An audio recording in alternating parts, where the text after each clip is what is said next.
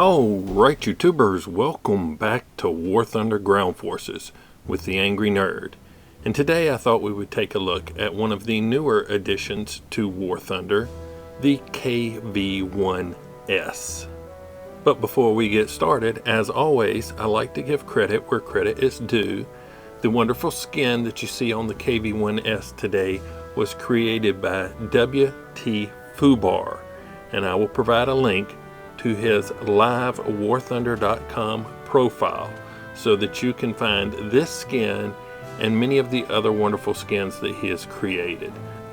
And if you're not sure on how to download and install custom skins here in War Thunder, I will provide a link in the video description below to a tutorial on exactly how to do that.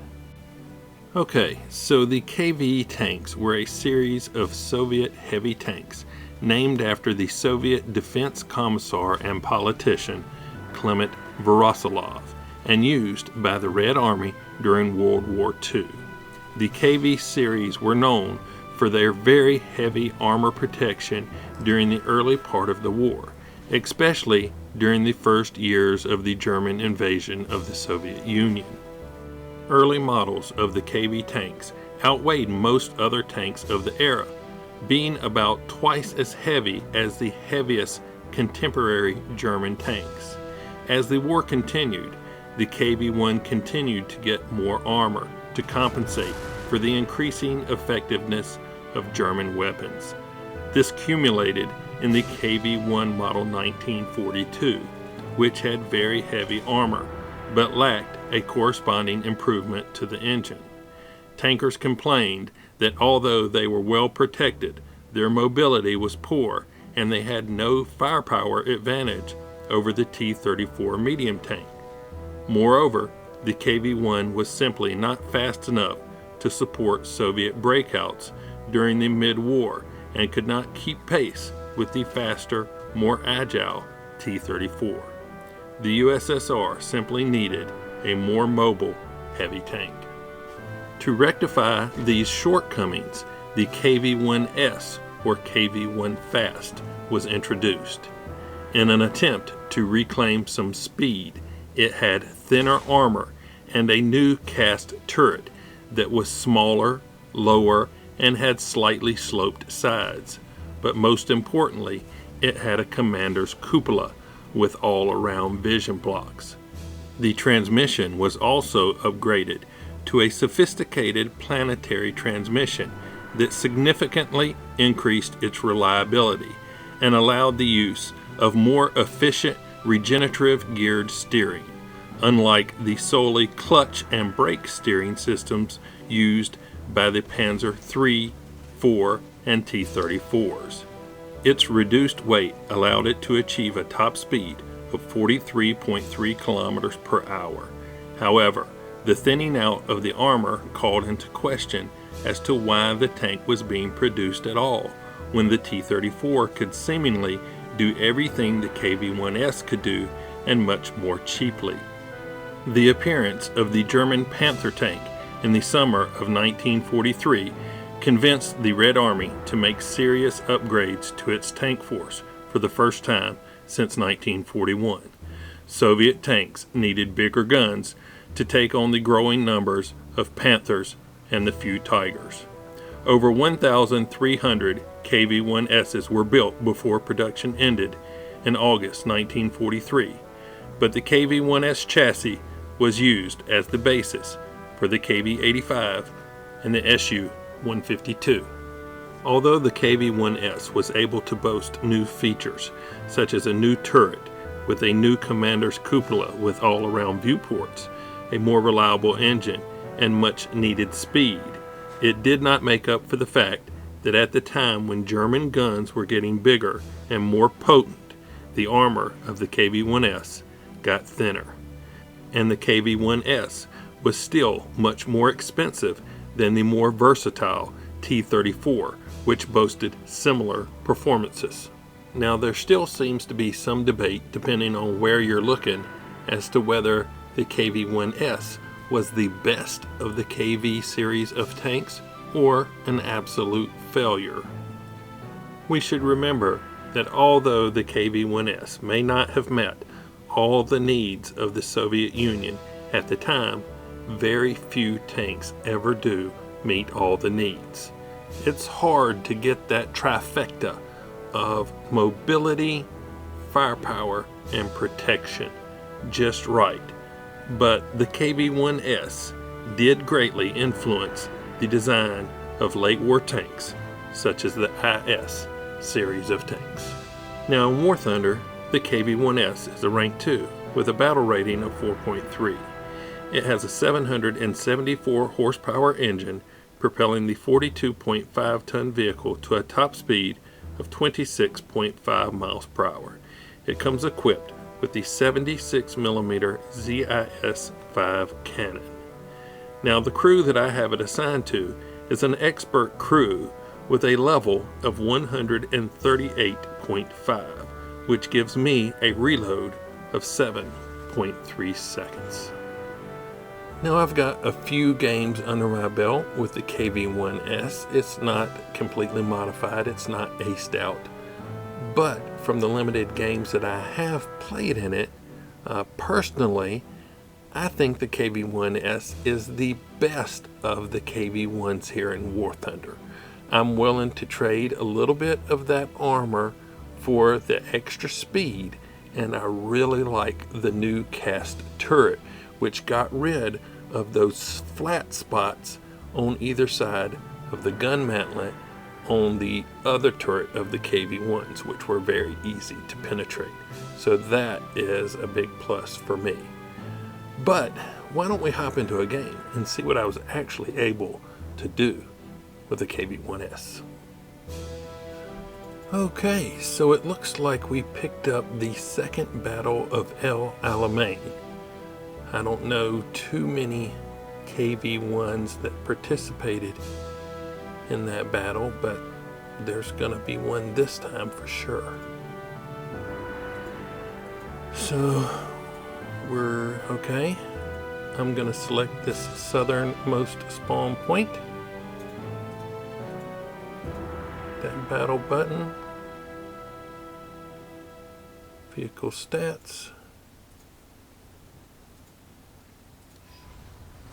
Okay. Alright.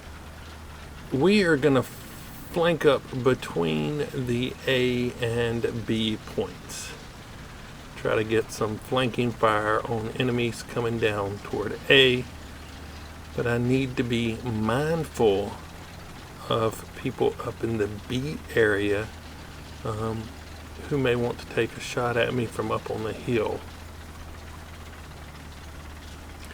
So we need to keep a good look at our mini-map to make sure that that doesn't happen. You can already see that the KV-1S seems to be a little bit more mobile than the other KV-1s.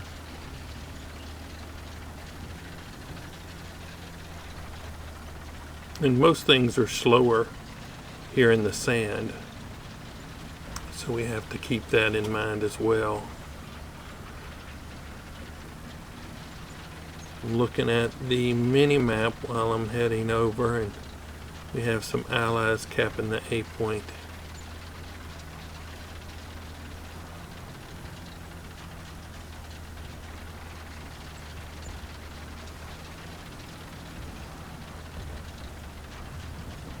I hope I haven't come up here for nothing. Got to be something to shoot at. Okay, I see some red over there.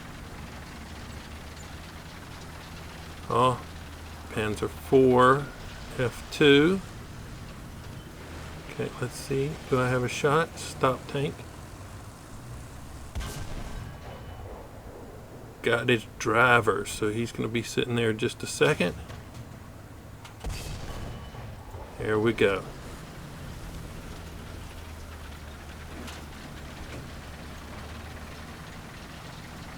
There's a tank that's already heading down to the cap. I think my allies took. Oh, one more. Hold on. Nice hit, but not enough to take him out. Oh, somebody else got him.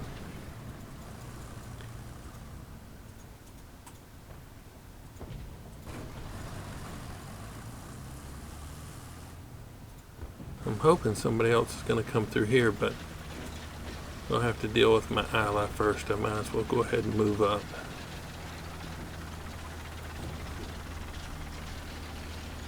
But we're not going to go directly with him. We're going to come around to the right some. We're still going to attempt to flank some more. Head up right through here. Keep this berm covering me a little bit. Panzer 3J1. Can't get my gun down. Here we go. Okay, another shot. Move up toward the drivers. Come on, come on, come on. There we go.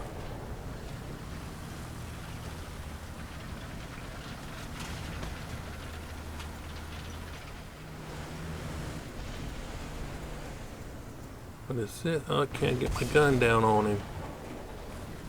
Tried to see if I could back up and make it go down.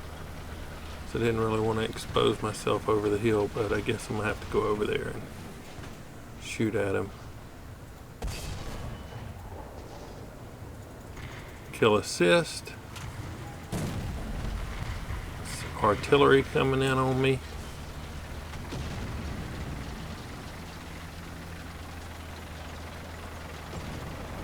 Oh, air attack.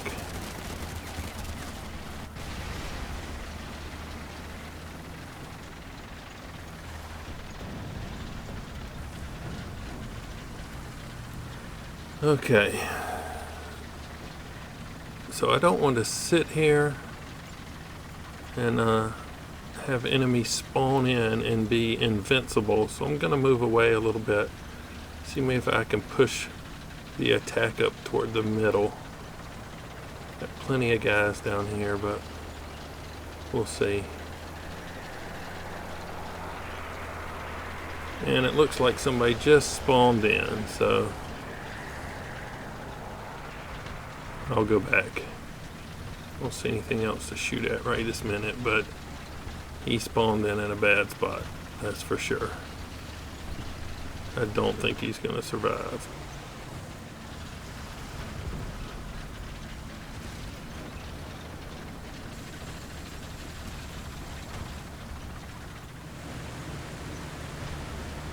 And he got killed. Probably should have taken that shot a little sooner. He was in a bad spot. So if you are playing and you see that the enemy has overrun that spawn, select another spawn point. You know, if it's the only spawn point, well, do what you got to do. I come in anyway and try to get a kill or two while I'm invincible. But somebody else just spawned in. But if there are other spawn points available to spawn into, select those. Not hard, just click on the map. You'll go to a different spot. Is he still going to be sitting there? KV-1. Right in the turret.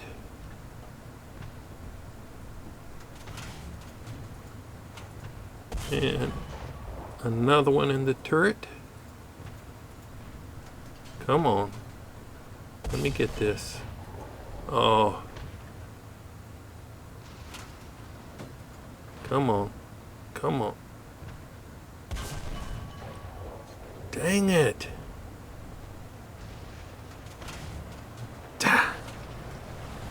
4 shots. I couldn't do it. It's just bad aim on my point. On my part. I should have had that, but wasn't skilled enough to get it within 4 shots. So that's just, ooh, there's a Valentine way over there. Way over there. And he shot at me. Okay, Mr. Valentine. Oh, he's running now. Oh, no, somebody else was running. Got the Valentine. Who is that?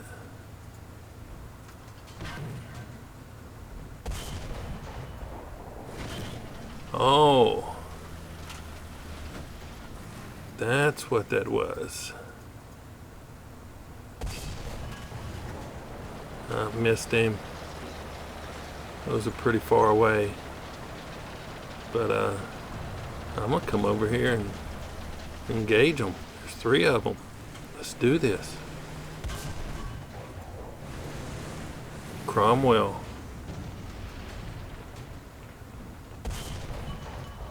Nicked him. I was hoping that that would attract him and left him out in the open for me to get, but it didn't. I wasn't trying to track him, I was trying to hit him center mass, but okay, got a kill assist. Somebody else hit him. Looks like they're running down to the A point, so I'm gonna cut right through here and see if I can head some of these guys off.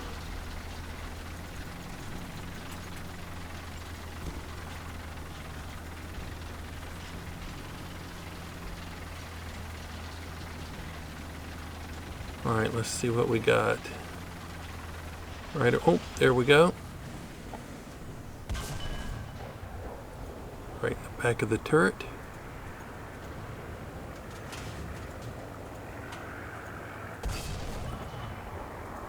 And it bounced.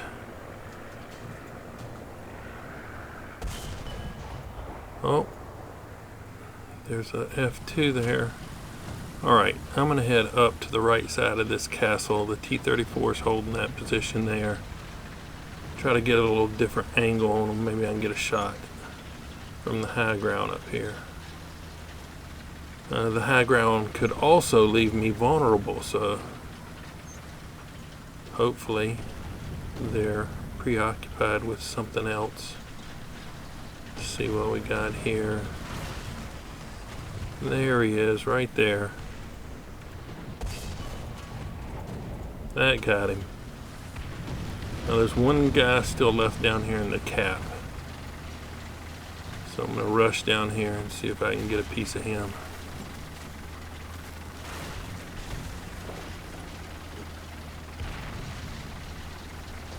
And he's already dead. Okay, so we're capping.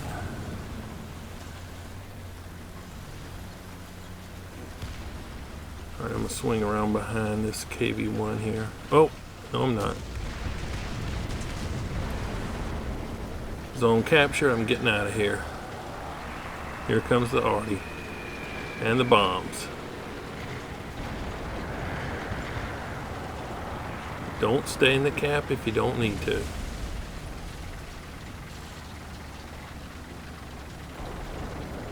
Okay, I'm going to push back up toward B.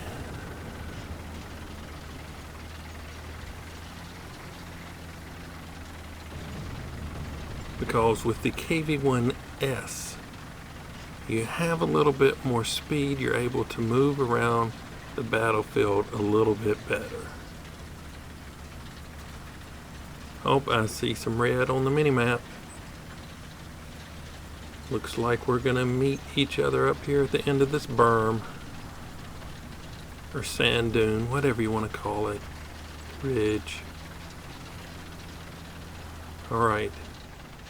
Is he paying attention to the minimap or is he not?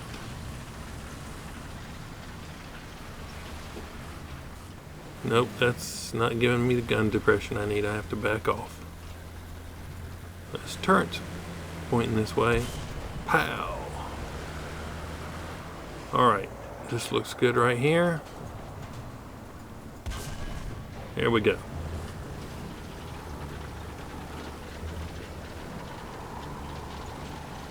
Looks like it. Yep. Game over. 6 kills. Alright, let's see what we did.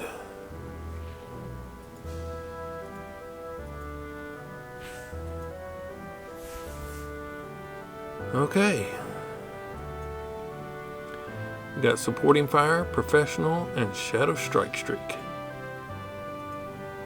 6 ground units destroyed. 4 assist. 4 assist. I don't know what I said before. Hey, we picked up filters. 2nd place in the team. 30,754 silver lions. And this is my premium bonus. And we were running a research booster. Okay. This guy got 7, but it took him 3 deaths to get it. So, not too bad. Let's save it.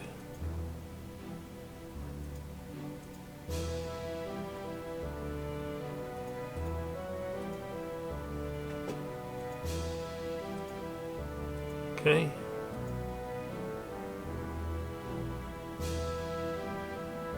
Okay, let's see. Here's the filters. And what do I want next? Horizontal drive. Let's do that. Oh, let's minimize that. Okay, so the KV-1S.